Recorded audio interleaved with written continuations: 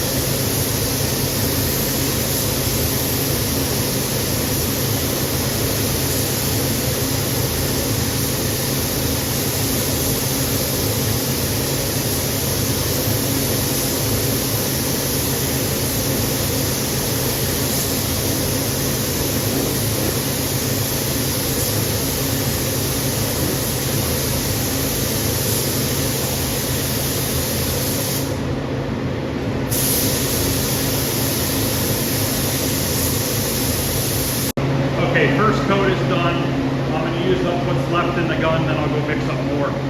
The back side of the fenders and stuff have a little bit of surface rust. I think what I'll do is wire wheel it down and put some sort of a rust converter on there, because I don't want any areas that aren't rusted through to rust through in the future. They're not bad, they're a little bit pitted and a little bit of surface rust, so I'm going to try to just take care of it now while the fenders are off. But I can do that after this primer's dry and everything. So I'm going to go use what's left in the gun, and I'll mix up some more.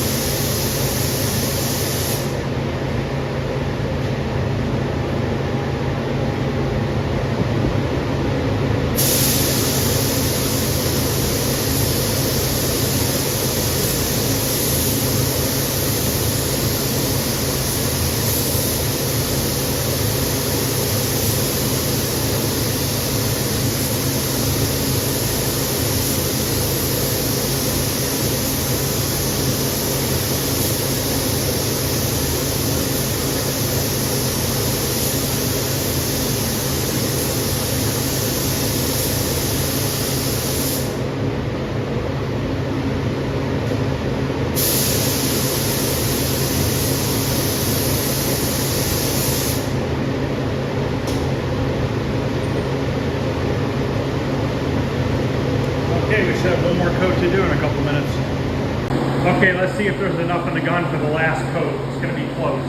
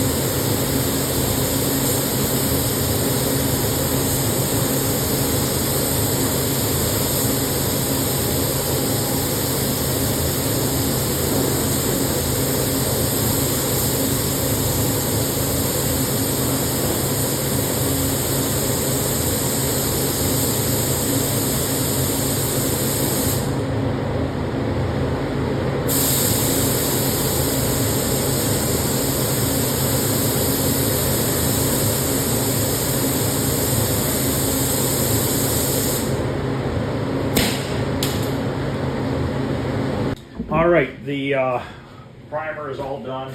We'll go out there and just take a look at it in a second.